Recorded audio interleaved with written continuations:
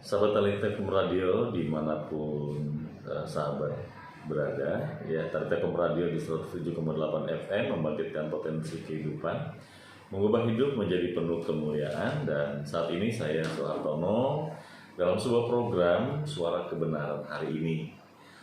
Sahabat, hari ini kita akan membahas tentang suara hati. Nah, ini keren juga ya, membungkam suara hati. Kenapa harus dibungkam suara hati kita? Bukankah suara hati kita justru seringkali menjadi sarana untuk komunikasi antara Allah dengan kita, ya?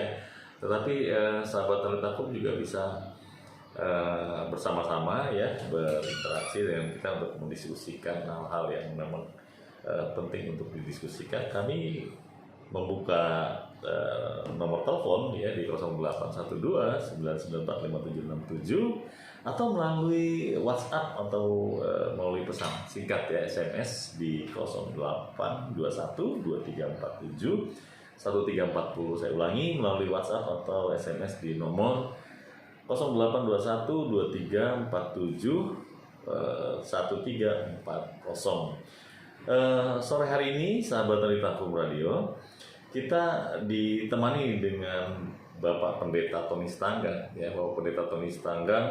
Ya, selamat sore. Selamat sore Pak. Apa kabar Pak? Baik Pak. Puji Tuhan. Ya. Ini tema yang menarik Pak Pendeta Tony ya. Kenapa saya katakan bahwa ini adalah tema yang menarik? Ini suara hati kita kenapa harus dibungkam? Apa yang mengapa kita perlu membungkam suara hati kita? Nah, suara hati yang seperti apa yang perlu kita bungkam? Ada ayat firman Tuhan yang ingin kita baca Pak Tony? Biar saya akan membantu kita sekarang untuk membacanya. Ya, terkait dengan membungkam suara hati ya, tema kita pada sore hari ini, kita membuka dalam kitab 2 Samuel pasalnya yang ke-24 ayat 12 sampai 14. Ayat 2 Samuel ya. 2 Samuel pasalnya yang ke-24 ayatnya yang ke-12 sampai ayatnya yang ke-14. Sana kita bisa baca. Saya bacakan ya Pak. Oke, baik, silakan Pak. Pergilah, katakanlah kepada Daud, beginilah firman Tuhan. 3 perkara kuhadapkan kepadamu, pilihlah salah satu daripadanya, maka aku akan melakukannya kepadamu.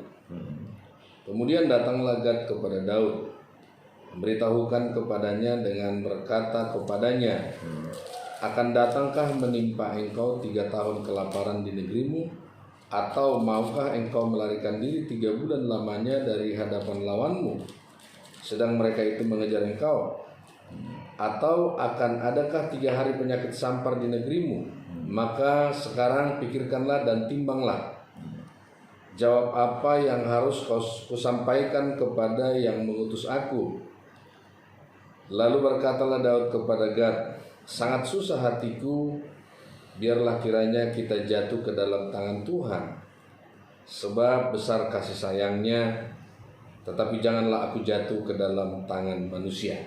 Oke, kita berdoa dulu ya Pak. Ya, silakan.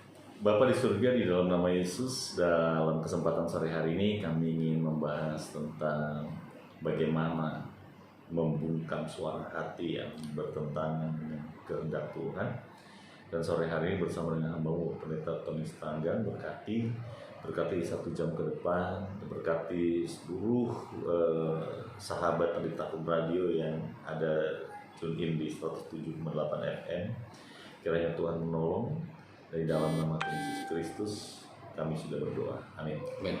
Oke, monggo silakan Pak Tony, apa yang mau disampaikan. Jadi terkait dengan apa yang kita sudah baca tadi, kepada kita diperhadapkan begitu banyak masalah. Nah, saudaraku, minggu yang lalu kita bicara mengenai menerima realitas Allah lebih mudah meyakini keberadaan Tuhan daripada menyadari akan keberadaan Tuhan. Jadi meyakini beda dengan menyadari. Menyadari keberadaan Allah adalah suatu hal yang tentu saja tidak mudah karena Allah tidak kelihatan. Seringkali kita menghadapi masalah karena Allah seakan-akan tidak ada. Bahkan dalam banyak peristiwa dalam kehidupan kita, seakan Allah itu tidak hadir. Iya, betul. Sesungguhnya bukan karena Allah tidak hadir, tetapi kita yang tidak menangkap kehadiran Tuhan itu. Iya. Sering kita merasa diri cerdas, sering kita merasa diri kita berhikmat dan bijaksana, tetapi sebenarnya kita picik, kita tidak bijaksana sama sekali. Allah yang penuh hikmat, Allah yang bijaksana, Allah yang tentu saja cerdas, Allah yang sedang merangkai peristiwa-peristiwa hidup yang kita jalani untuk kebaikan kita.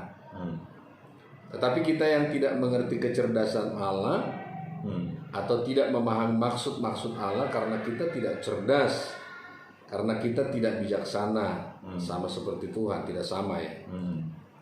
Lalu apa yang kita harus lakukan dalam keadaan seperti itu? Mestinya kita berdiam diri, kita tidak memberikan komentar, karena memang kita sering tidak memahami apa yang Tuhan kehendaki. Gitu. Gini Pak Pendeta, Ya. terkait dengan apa yang tadi kitab suci kita baca ya di 2 Samuel 1 Samuel 2 Samuel 2 Samuel ya, 2 Samuel pasal yang ke-24 ayat yang 12 sampai 14 itu kan peristiwa di mana Daud ya dengan kebanggaannya gitu, dengan merasa hebatnya mulai menghitung berapa jumlah pasukan, berapa yang bisa berperang ya kan? Sampai ternyata itu adalah sesuatu yang salah di mata Tuhan gitu. Kenapa? Mungkin saya katakan mungkin ya, mungkin Tuhan merasa tersinggung gitu ya. Lu nggak percaya pemeliharaan gue nih gitu. Apa yang gue kerjakan selama ini, lu pasti khawatir, pasti takut, atau mau berbangga diri dengan potensi yang lu punya gitu kan ya. Sampai akhirnya dia harus tertegur tuh. Ya, lu milih dah lo, ya kan? 3 tahun kesusahan, kelaparan, atau 3 bulan. Tapi dihajar musuh, mana Pak lebih enak? 3 bulan atau 3 tahun nih? Ya kan ini sesuatu yang sulit ini kan? Ya, sampai akhirnya dia harus merenung dan kemudian memutuskan enggak lah, udahlah jatuh ke tangan Tuhan aja deh, gitu ya. Tuhan aja. Iya, akhirnya gitu kan? Kurang lebih seperti itu Pak Pendeta ya. Jadi ada suara yang harus dibungkam oleh kita lewat sebuah kondisi. Ya. Nah, bagaimana itu sebenarnya Pak Pendeta? Ya. Jadi seperti yang kita baca tadi dalam 2 Samuel pasal 24 tadi Pak, pada Daud diperhadapkan. Jadi bukan hanya satu kali ini Pak, Daud itu mengalami hal seperti itu. Banyak peristiwa. Satu contoh misalnya waktu dia dengan Bathsheba, lalu kemudian Bathsheba hamil. Lalu ditanya apa yang akan terjadi, anak ini kah atau kamu atau bagaimana? Tapi tetap jawaban Daud itu memang ya dia jawab pada akhirnya terserah Tuhan saja. Demikian juga yang baru saja terserah Tuhan saja. Nah memang seringkali seperti itu kehidupan kita Pak dalam menjalani kehidupan bersama dengan Tuhan. Seringkali kita di awal-awal kita sepertinya merasa jago, merasa hebat, merasa cerdas, merasa lebih pintar. Tapi Daud menunjukkan bahwa di kemudiannya dia akhirnya mengambil jalan yang benar. Ya biar Tuhan saja yang menentukan, bukan dia.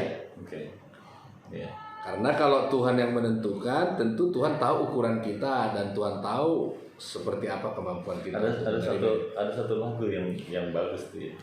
Sering ku tak mengerti jalan-jalanmu Tuhan, bagai di belantara yang kelam. Senang juga Pak ya. Tanpa 1000 tanya, namun tetap percaya. Jejakmu Tuhan sungguh sempurna. Kita nggak tahu tuh Tuhan kan begini. Tadi dikatakan bahwa mengimani atau mempercayai Tuhan menyertai mudah. Ya, kenapa mudah? Di mana 2 atau 3 orang berkumpul di dalam namaku, di situ aku ada. Allah Yopasama, Tuhan, Allah omnipresent ya, Allah yang maha hadir. Kehadiran Allah ditandai dengan satu kata, dengan satu kalimat Immanuel gitu ya. Tuhan beserta kita gitu kan. Dan itu nggak ada orang Kristen yang tidak percaya dengan itu. Semua orang Kristen mesti percaya Immanuel ya. Bahkan si Immanuel sendiri tidak mampu menyadari penyertaan Allah Pak dalam hidupnya. Nama udah Immanuel ya. Nama Immanuel, ya yakin banget tuh namanya, dari namanya udah yakin gitu. Tapi dia nggak menyadari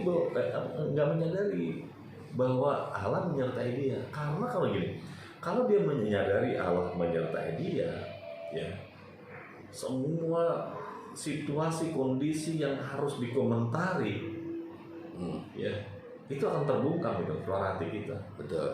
Kenapa? Jeritan kita ketika kita bertanya gitu sama Tuhan, Tuhan kenapa sih? Iya. Kenapa sih begini? Itu saya alami loh kemarin loh, di rumah sakit. Ya kan? Yang peristiwa di mana tuh Pak? Yang di Hermina. Waktu kemarin itu jam 8.30 lupa saya. Iya. Dari jam 8.30 di rumah sakit sampai jam 3. Ya, masuk 3:30 baru kelar saya. Coba bayangkan. Jadi sampai kayaknya emang harus lelah deh saya gitu ya. Kok nggak apa-apa Immanuel gitu. Tapi kok kayaknya kita kayak seperti kesulitan ya. Nah, kan gitu. Jadinya pengennya ini gimana sih gitu. Tuhan kok ya tuh gitu ya apa dan mungkin cuma saya doang kali Pak yang lain nggak. Pak Pendeta ngalami juga kayak saya juga mengalami. Makanya lagu yang tadi sering kita mengerti jalan-jalan Tuhan itu ya memang bukan hanya buat Pak Hartono tapi Pak saya juga Pak. Oh gitu ya kan ya, betul ya. Semua. Jadi memang seringkali waktu kita berpikir saya disertai Tuhan, seakan-akan memang ada orang-orang kalau Tuhan sudah serta semua akan menjadi mudah. Ya padahal belum tentu, Karena tetap kita akan mengalami persoalan-persoalan yang dihadapi orang lain juga. Mungkin orang yang tidak percaya juga mengalami hal yang sama. Tapi bedanya ketika kita mengakui bahwa Immanuel itu Allah menyertai kita. Nah, Dia menyertai kita bukan selalu mempermudah, tapi juga kita bisa menerimanya dengan ucapan syukur. Oh, ini yang Tuhan kehendaki. Ya, memang finali sih. Akhirnya juga saya bilang endingnya indah pada waktunya. Iya, terakhirnya juga saya juga gitu mengatakan terima kasih Tuhan ya, meskipun di awalnya pemberontakan terjadi itu. Kenapa sih lu? Bayangkan, aduh saya kalau narasikan ya cerita itu. Sampai yang paling terakhir ketika saya harus tunggu obat untuk menyerahkan resepnya. Itu ambil antrian dari 36 sampai ke 53 itu ya. bukan perkara mudah ya kan. Udah mau naik dari itu 3 Pak. 36 sampai ke 40 ya. 40 sampai ke 50 gitu ya. Bukan 10 enggak. 36 ada yang 5, ada yang 7, ada yang kosong kan sisi ini. Begitu dari 49 2 kali, 3 kali 49 orang datang. 50, 51, 52 berdiri dong saya, kan bentar lagi 53 gitu kan. Ternyata lama lagi berhenti. Coba bayangkan gitu kan. Ini apa sih, lu medek apa gimana gara-gara gue berdiri terus kemudian lu berhenti gitu kan. Kenapa pas giliran gue? Kenapa gitu? Gue gitu. Gak bisa Pak, susah. Ya, jadi akhirnya kita mengomentari situasi itu seolah-olah Allah tidak ada di situ, padahal jejakmu Tuhan sungguh sempurna. Haleluya, itu lagunya bagus banget ya. Jadi kalau jejaknya Tuhan begitu sempurna, maka jangan berhenti pada mengimani, harus lanjutkan kepada tingkat kesadaran penuh, menyadari penyertaan Tuhan. Lalu ketika kita sudah mulai terbawa, terkondisikan, sampai kemudian kita mau mempertanyakan situasi itu ketika kita mempertanyakan itu kan pertanyaannya bukan pertanyaan sedang bertanya sebenarnya. Pertanyaan itu adalah pertanyaan sedang protes dengan keadaan itu. Iya. Nah, ketika kita sedang protes dengan keadaan itu, kita sedang menolak tuntunan Tuhan. Betul nggak Pak Pendeta? Iya. Menurut Bapak gimana nih? Menurut Bapak nih situasi itu, kalau kita mempertanyakan situasi dan kondisi, kenapa saya sakit hari ini, kenapa saya nggak punya uang hari ini, kenapa saya bangkrut, diizinkan bangkrut hari ini, kenapa orang itu yang saya kasih, saya Saya perhatiin gitu. saya perhatikan, saya cintai, dan kemudian dia mengkhianati. Itu kan Gitu ya. itu kan situasi yang sulit ya. Pengkhianatan itu kan situasi yang sulit itu. Nah, ketika kita masuk dalam sebuah pengalaman itu, kita cuma mengatakan Tuhan itu baik, Tuhan mengizinkan perkara itu, nggak mudah. Betul. Ya, bagaimana itu? Makanya setiap kali kita mengalami persoalan,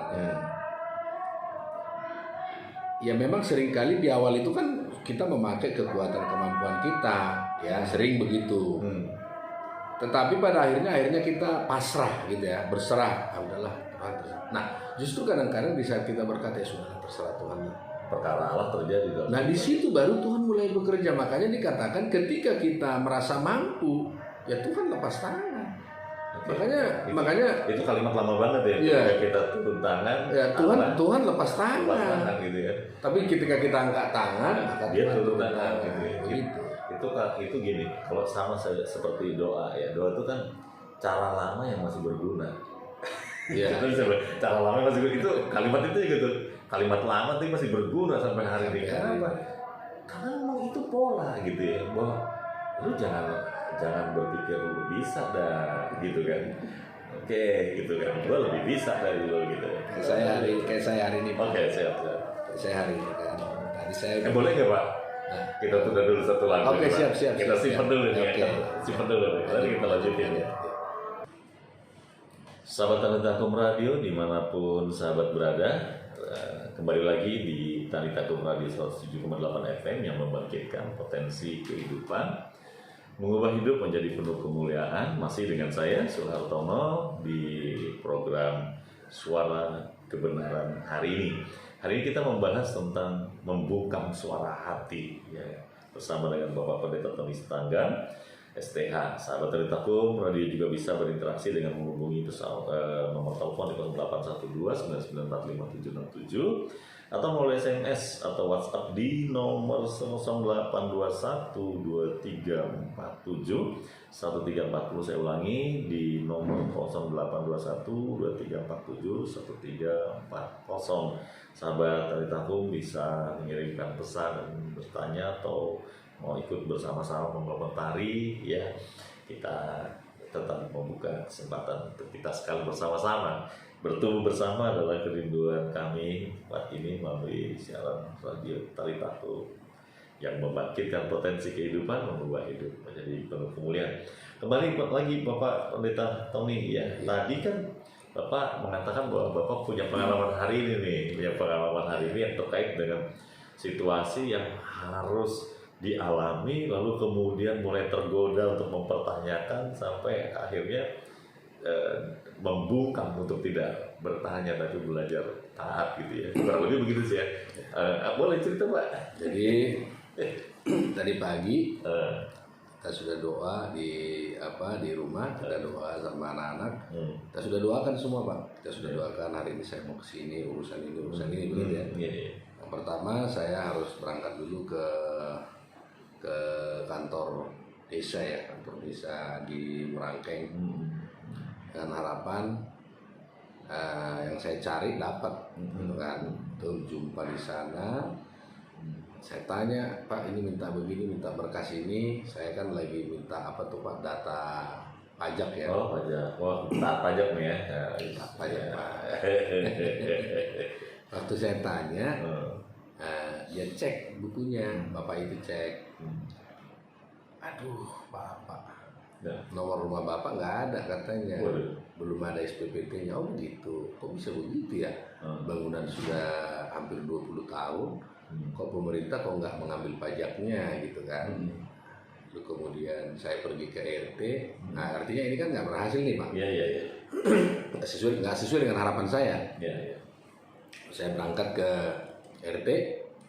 Tanya Pak RT nggak ada, Bu RT yang ada. Tanya Bu RT, oh gitu ya Pak. Harus mengambil surat dari tetangga kiri kanan. tetangga sebelah kiri, yang sebelah kiri lagi stroke, Oke. lagi sakit dua-duanya suami istri, gak enak juga kita ngetuk pada masa Covid begini. Yang sebelah kanan rumah kosong.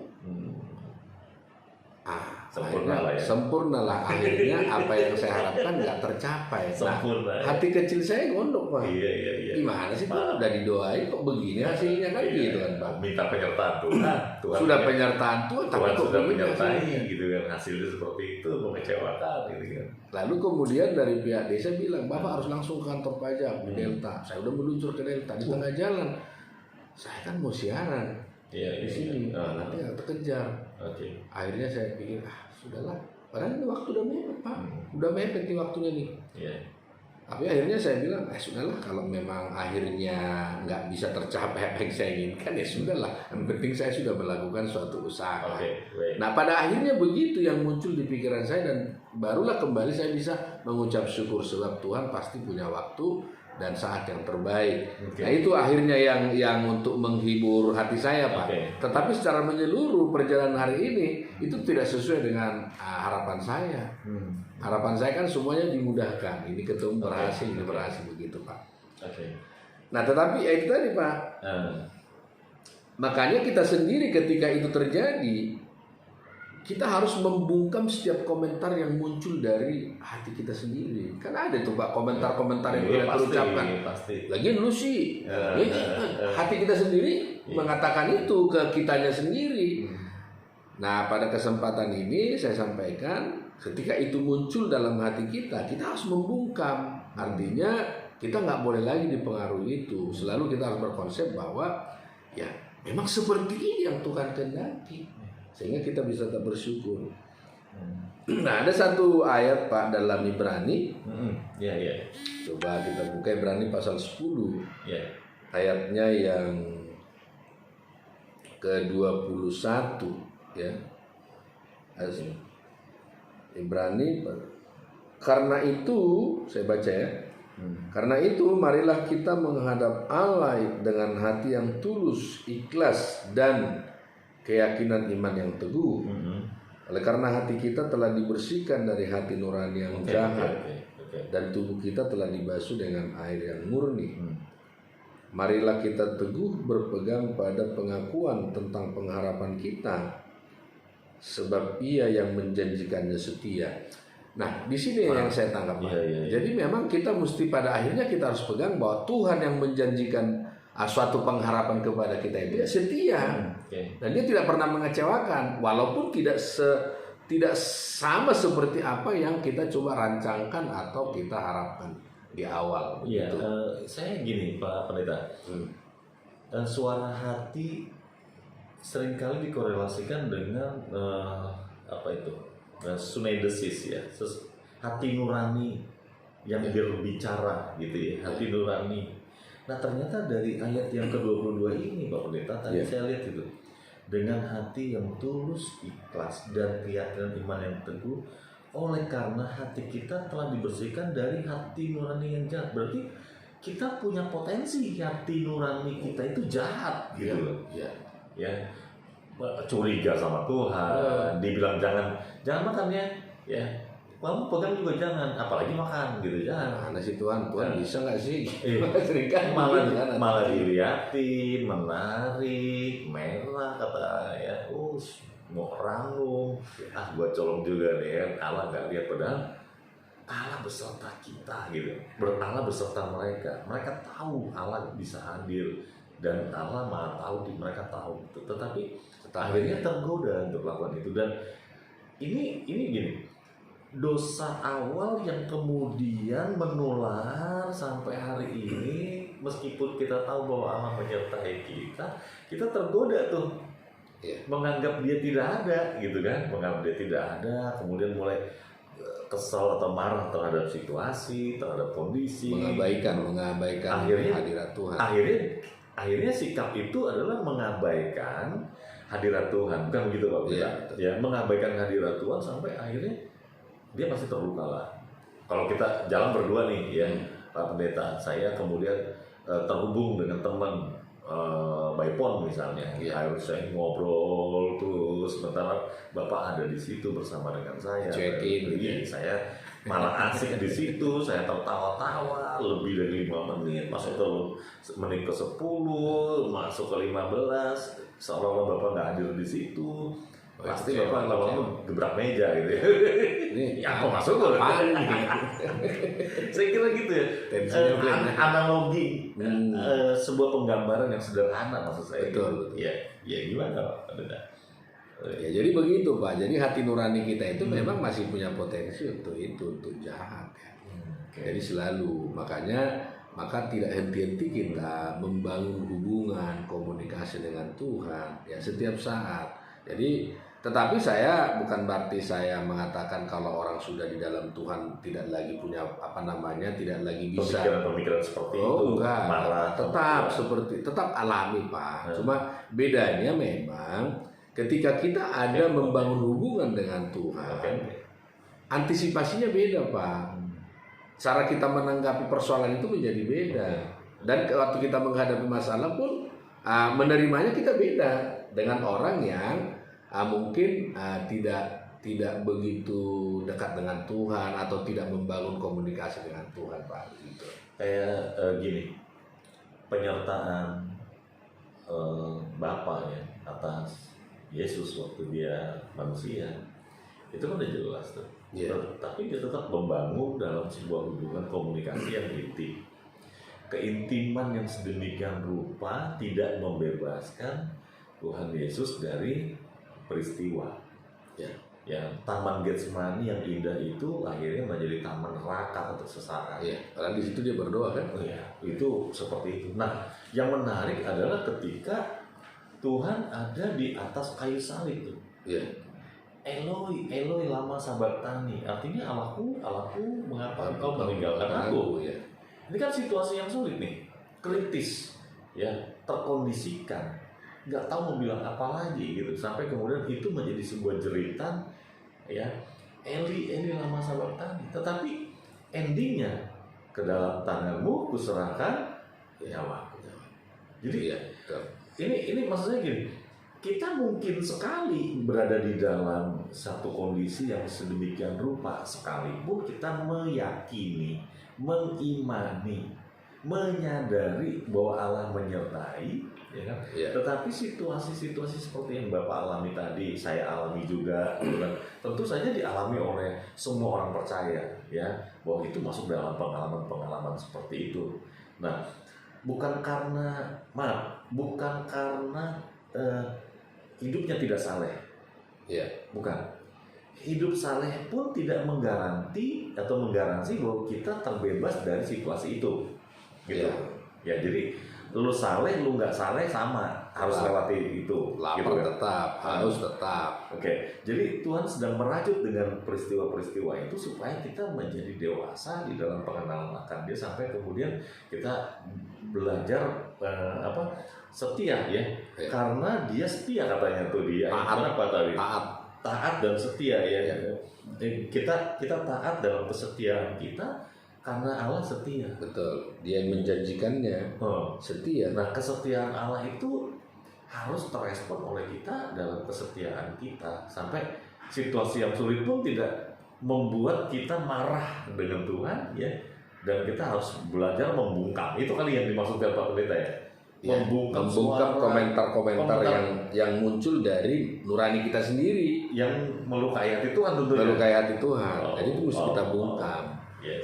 Dengan cara apa? Dengan cara ya itu tadi, kita meyakini bahwa pada akhirnya endingnya janji Tuhan itu indah. Amin. Begitu Pak.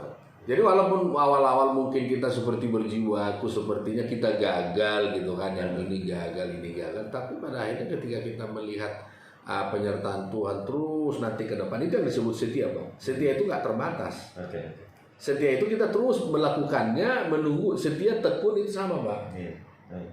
Tekun, mau hari ini kita mentok, terus jalani terus. Maka pada akhirnya kita dianggap setia, dan kita akan melihat endingnya Tuhan akan menunjukkan sesuatu yang indah, yang akhirnya kita berkata, oh iya ya, Tuhan itu baik banget ya, gitu. Ya saya sih banyak sih pengalaman-pengalaman seperti itu ya, walaupun kalau pengalaman-pengalaman itu diceritakan ya butuh waktu yang cukup banyak ya. Salah satunya yang tadi aja tuh, saya juga nggak tahan dengan situasi itu gitu, sampai akhirnya saya dengan berat hati saya nulis status gitu ya. Lalu kemudian orang melihat saya ada di satu lokasi rumah sakit, nggak salah ya kan, dan saya sedang bergumul dari sisi yang lain. Saya pergumulan saya bukan sakit penyakit, tapi rasa kecewa, marah terhadap situasi itu pergumulan saya. Kondisinya yang kita lihat. Saya bilang ini apa sih kan? Oh saya harus lulus ya. Akhirnya endingnya bagus banget. Tuhan kirim ada satu hamba Tuhan namanya Pak Pendeta Pantas Butar tuh. Tiba-tiba dia kontak saya, Bapak di mana? Saya di sini. Kayak itu baru aja saya letakkan nomor saya tuh. Jadi saya sedang berpikir, saya pantas marah nggak sih sama mereka ini? Nanti kalau saya ambil obatnya saya nggak akan bilang terima kasih, sampai kayak gitu loh, dirancang loh, di pikiran tuh. Pas Pak Pantas telepon, dia mulai duduk dekat saya mulai rendahkan diri gitu kan. Cerita juga pengalamannya gitu. Iya, dia cerita anaknya ya.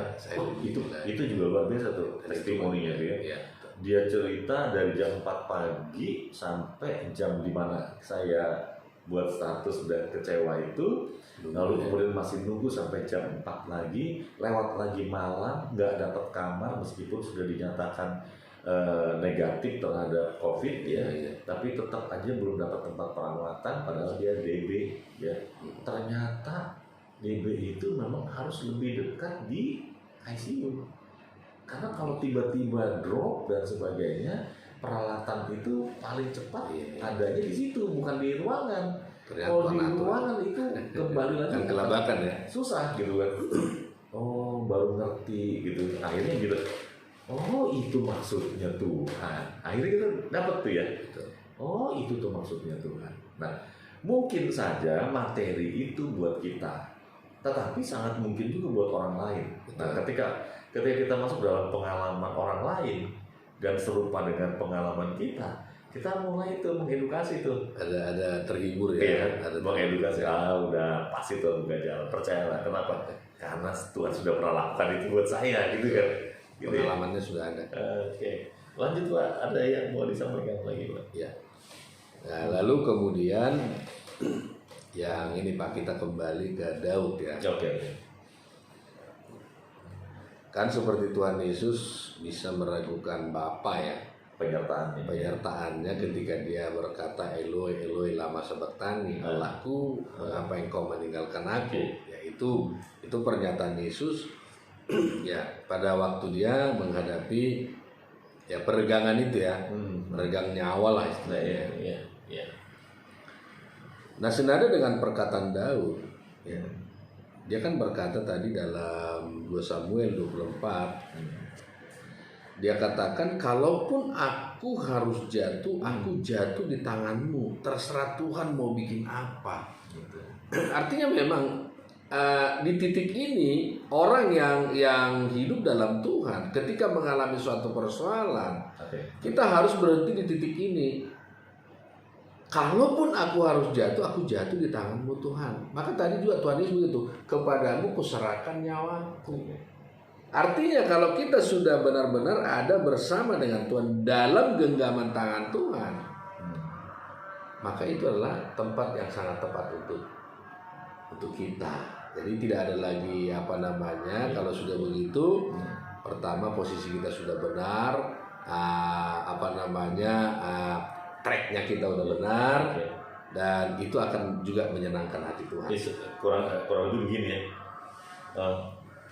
Aku tidak tahu bagaimana cara menghadapi situasi ini. Aku tidak tahu apa yang akan terjadi nanti. Gitu. Puyeng lah. Aku percaya kepadamu Tuhan. Aku percaya dan tidak ada yang bisa melarang untuk saya percaya. Itu termasuk diri saya sendiri. Jadi kita belajar mempercayakan diri kepada Tuhan. Ya. Betul. Baik Pak Pendeta, kita dengarkan dulu satu lagu ini ya. Sahabat Talitaku, mari kita dengarkan lagu yang berkati kita. Sahabat Talitaku, kembali lagi kita di Talitikum Radio 107,8 FM, membangkitkan potensi kehidupan, mengubah hidup menjadi penuh kemuliaan. Masih dengan saya Suhartono di program Radio Suara Kebenaran hari ini. Tema kita pada sore hari ini adalah membungkam suara hati bersama Bapak Pendeta Tony Stanggang STH. Sahabat dari Takum Radio juga bisa berinteraksi dengan menghubungi nomor telepon di 0812994567 atau melalui SMS ya atau WhatsApp di nomor 082123471340. Saya ulangi, melalui SMS atau WhatsApp di nomor 082123471340. Sahabat, kita kembali lagi ke tema kita, membungkam suara hati. Pak Pendeta, Ya. Bagaimana sih, kenapa gitu ya? Kenapa kita harus membungkam suara hati dan bagaimana caranya kita membungkam suara hati? Gitu? Baik. Ketika itu ada masalah ya, ada problem yang saya bilang tadi, ada komentar-komentar dari hati kita sendiri berhadapan dengan hati kita juga, dengan pikiran, dengan kemauan kita. Maka yang harus kita pegang adalah kita mempercayai Allah apapun akibat dari keadaan itu. Apapun yang akan terjadi nanti terserah Tuhan. Harus ada komitmen itu. Harus punya keberanian untuk bersikap demikian gitu ya. Oh iya. Apapun yang terjadi dalam hidupku ini itu harus berani berkata, aku tidak tahu bagaimana caranya menghadapi situasi ini. Aku tidak tahu apa yang akan terjadi nanti, tapi aku percaya kepadamu Tuhan. Aku percaya dan tidak ada yang bisa melarang saya percaya, termasuk diri saya sendiri. Itu dari Pak. Nah, itu cara membungkamnya begitu. Ya. Jadi apapun yang terjadi terserah ya. Aku percaya, lalu berserah ya, apa yang akan terjadi ya sudah kita terima dan itu pasti yang terbaik. Nah itu kenapa demikian gitu? Kan sementara kita tadi udah mengatakan ya bahwa hati nurani kita ini kan punya potensi jahat di hadapan Tuhan gitu. Nah kenapa kita harus membungkam suara hati kita yang punya kecenderungan jahat gitu ya, mengomentari situasi, mengomentari kondisi, mengomentari keadaan, mengomentari kekurangan, kelemahan, kesakitan, penderitaan dan sebagainya. Kenapa gitu? Ya memang harus begitu. Jadi karena kalau kita mau berhadapan dengan Tuhan sebagai anak-anak Tuhan, memang kita harus seperti yang 1 Petrus ayat 1 ya. 1 Petrus 1 ya, ayat 16 sampai 17. Kuduslah kamu sebab aku kudus. Memang setiap hal-hal yang membuat kita tidak berkenan itu kita mesti bungkam supaya nanti yang muncul akhirnya kelayakan kita di hadapan Tuhan. Dari sebuah ketaatan yang dibangun sedemikian rupa sulitnya gitu ya. Iya. Soalnya gini, saya membayangkan ya, ini kita sudah terkondisikan, tapi kita dipaksakan untuk tidak mengomentari keadaan, tetapi menerima situasi itu. Dan Alkitab katakan dengan ketulusan, ayat yang kedua, karena itu marilah kita menghadap Allah dengan hati yang tulus, ikhlas. Aduh Pak Pendeta, ini bukan perkara mudah. Betul Pak, bukan perkara mudah, tetapi bukan berarti tidak bisa. Oh yes, saya setuju. Ya tentu memang kalau kita menggunakan akal pikiran, kekuatan kita sebagai manusia ya pasti tentu tidak bisa. Ya, tetap harus mengandalkan Tuhan Pak. Ya, tetap harus mengandalkan Tuhan, meminta pertolongan Tuhan supaya kita dimampukan. Minta pimpinan Roh Kudus supaya kita dimampukan untuk melakukan apa yang berkenan kepada Tuhan itu. Begitu Pak. Ini sahabat dari Takum ya, dimanapun sahabat berada, bukan perkara mudah tadi ya, bukan perkara mudah untuk membungkam suara hati kita yang punya kecenderungan memberontak terhadap Allah sampai kemudian mencemarkan diri kita di hadapannya, tidak tepat seperti yang Allah kehendaki ya, yang Allah Elohim Yahweh mau dari kehidupan setiap kita, sampai akhirnya kita melukai hatinya. Dan itu sesuatu yang bertolak belakang dengan kehendak Tuhan mengenai kekudusan. Begitu kira-kira ya Pak Pendeta ya. Begitu ya Pak Pendeta kira-kira ya. Ya memang saya kira memang itu bukan perkara yang mudah tadi saya katakan. Tapi kalau Pak Pendeta katakan bahwa ya memang itu bukan perkara yang mudah, tetapi bukan berarti tidak bisa. Nah, kemampuan kita untuk bisa itu dari mana tuh? Bagaimana tuh? Ya. Ya. Jadi makanya kita dalam kehidupan pelayanan kita, kehidupan kita bersama dengan Tuhan, kita harus menjadikan itu sebagai suatu kebahagiaan. Ya, dan kesenangan kita. Jadi kalau kita bisa makan yang itu enak gitu, maka sama Tuhan juga harus begitu. Mungkin yang dimaksudkan begini kali ya. Ini kan begini, itu nggak enak gitu, nggak enak tapi harus kita makan gitu ya.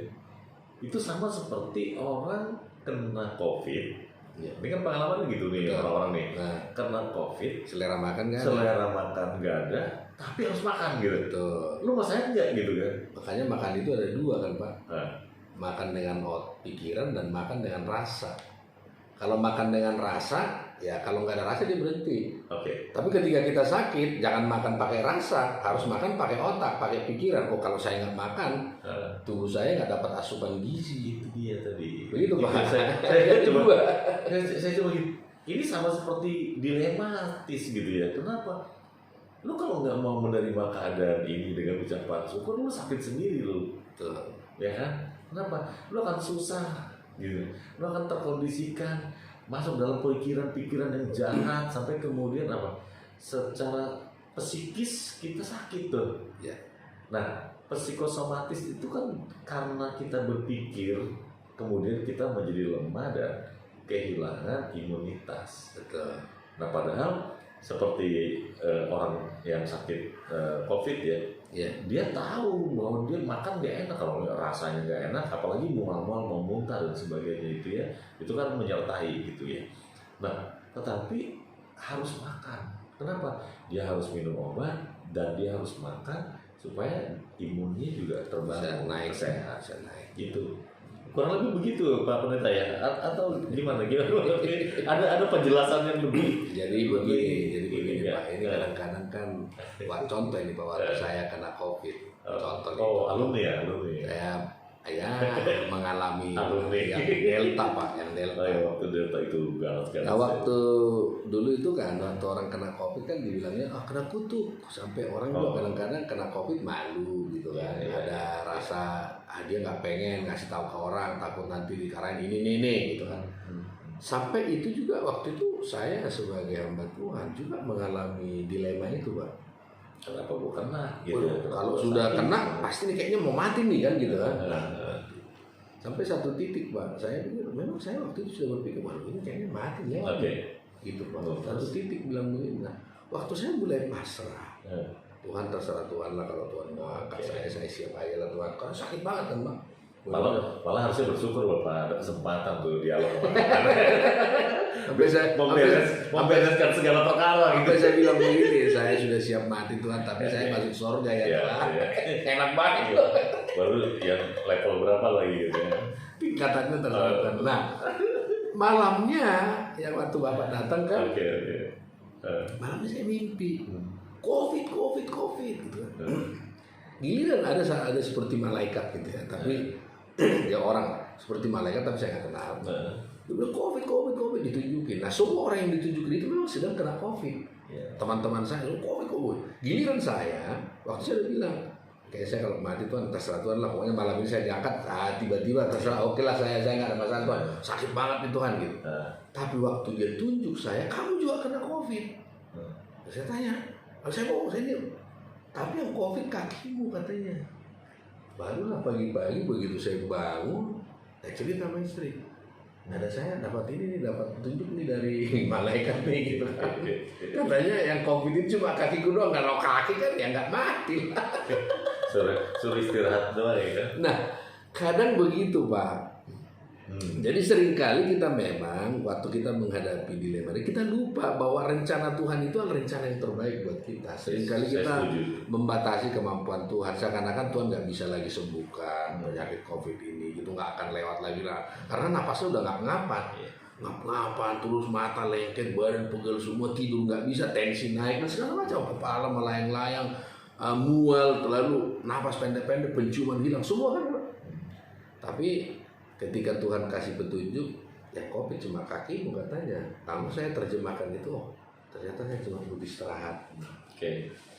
Iya. Ya, Dan saya diizinkan Tuhan menikmati COVID itu supaya saya juga bisa bersaksi kepada teman-teman yang lain. Saya ingat itu ayat Roma 8 ayat 8 itu kan klasik banget ya. Ya. Klasik. Semua orang Kristen harus tahu itu ayat itu. Kenapa? Karena pendetanya berulang-ulang menyampaikan itu. Mendatangkan kebaikan. Tuhan turut bekerja dalam segala sesuatu mendatangkan kebaikan. Tapi bagi siapa? Bagi mereka yang mengasihi. Jadi ketika kita mengasihi Tuhan, maka menyikapi semua yang memungkinkan hati nurani jahat kita tersentuh untuk mempertanyakan kepada Tuhan dan melukai hatinya, dengan menggantikannya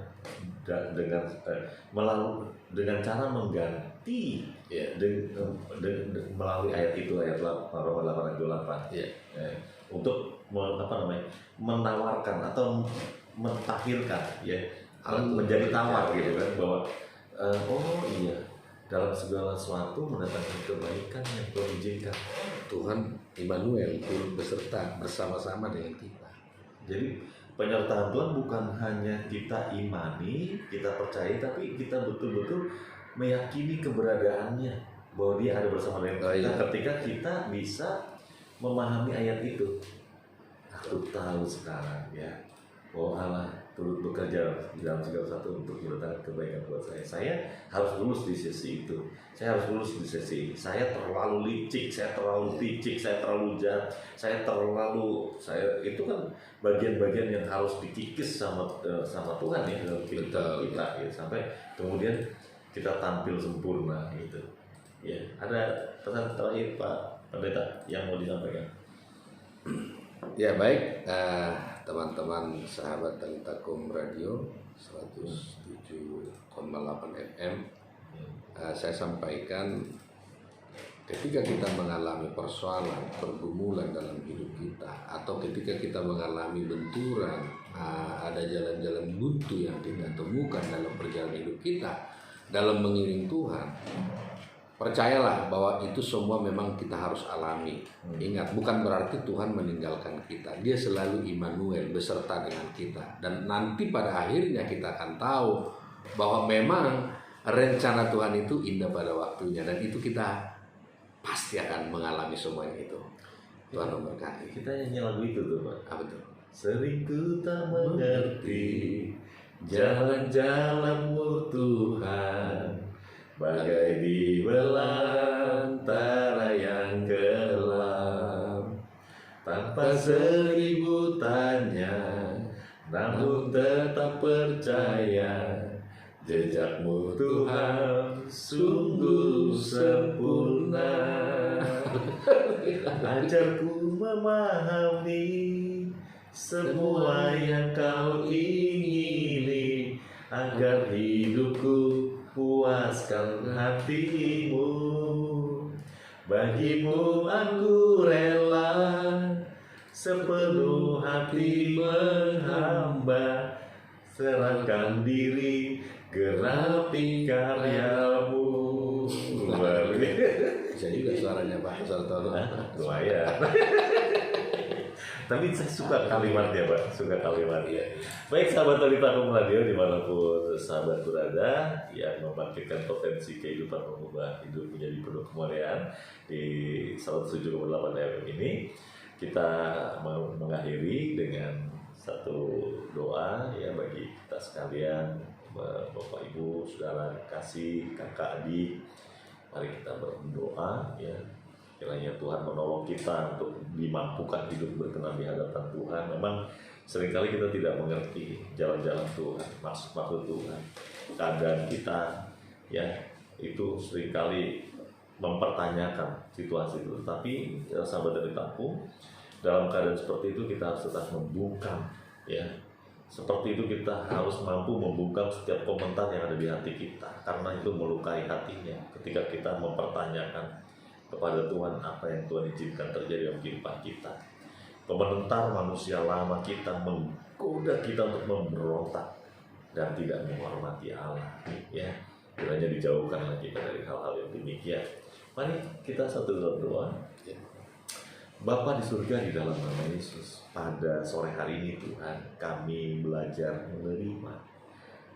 menerima dan mensyukuri semua peristiwa yang Tuhan izinkan terjadi, karena tidak ada satu peristiwa dalam kehidupan kami yang tidak Engkau ketahui. Dan jikalau kami meyakini bahwa semua peristiwa Engkau ketahui, maka tentu saja Engkau melihat kami seberapa mampu kami melewatinya. Tuhan, tolonglah kami ketika Engkau sudah menyaksikan bahwa kami sudah tidak bertahan lagi Tuhan dalam keadaan ini. Engkau ambil bagian, ajari kami Tuhan, ajarkan untuk kami mengerti dan mempercayai penyertaan-Mu sempurna atas kami, sehingga kami meletakkan beban itu ke dalam tangan kasih Tuhan. Terimalah Tuhan segala beban kesulitan yang sedang kami hadapi saat ini. Ada sakit penyakit yang kami derita, ada cancer yang begitu merenggut kami Tuhan, sampai kami tidak mampu lagi mengatasinya. Tuhan, tolonglah kami. Karena ketika dokter sudah angkat tangan, Engkau ambil bagian, Engkau turun tangan, Engkau memberkati setiap makanan, minuman yang dikonsumsi, ada obat yang jadi asupan, semua itu menjadi kesembuhan, menjadi sarana kesembuhan yang menjamah kami. Tuhan, tolong berikan jalan keluar dari bisnis, dari usaha, dari pekerjaan yang sedang mengalami jalan buntu, yang sedang mengalami kesulitan. Kiranya Tuhan buka jalan dan memberkati mereka. Amin. Tuhan, kami juga berdoa bagi mereka yang sedang baru saja mengalami PHK saat ini Tuhan. Ya, Tuhan. Pemutusan hubungan kerja oleh karena produksi yang tersendat Tuhan. Bapa di surga, buka jalan kembali. Pabrik-pabrik boleh hidup kembali. Ekonomi Indonesia boleh bergerak kembali naik Tuhan. Dan kami berdoa di dalam nama Yesus, pandemi COVID segera berakhir.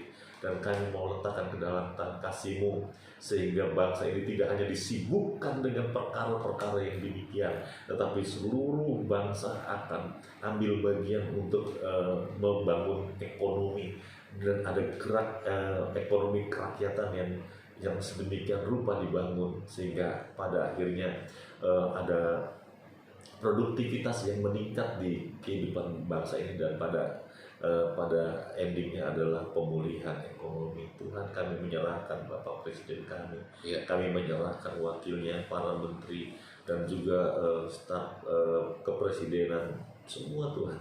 Kami menyerahkan anggota dewan yang mewakili rakyat untuk memutuskan sesuatu bagi kebaikan masyarakat Indonesia. Kami berdoa untuk para petinggi mereka yang ada di pemerintahan. Tuhan, campur tangan, memberkati kota Bekasi, memberkati para pemimpin yang ada, gereja-gereja, ada ARAS, ada Ormas, ada lembaga Kristen, semua Tuhan, yang ambil bagian di dalam pendidikan, di dalam pelayanan sosial, dan ada kegiatan-kegiatan yang lain Tuhan, yang dilakukan oleh gereja-Mu di kota ini, Bekasi ini Tuhan, kami serahkan ke dalam tangan kasih-Mu. Tidak lupa kami berdoa untuk Mahanaim, terus menjadi berkat bagi kota Bekasi, berkati hamba Wiin dan seluruh staf jajaran yang ada, baik di yayasan maupun di sekolah, dan semua Bapak, campur tangan-Mu, kiranya akan menolong setiap pergumulan yang dihadapi.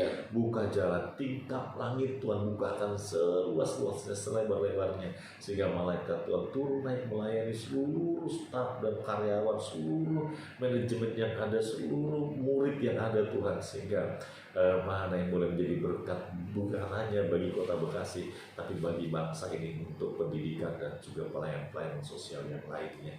Terima kasih, doa untuk Radio Tali Tatung dan seluruh pendengar yang ada dimanapun Anda. Tuhan berkati seperti Engkau memberkati kami. Terima kasih Bapa, menyerahkan hidup kami ke dalam tangan kasih-Mu, dalam nama Tuhan Yesus Kristus kami berdoa. Amin.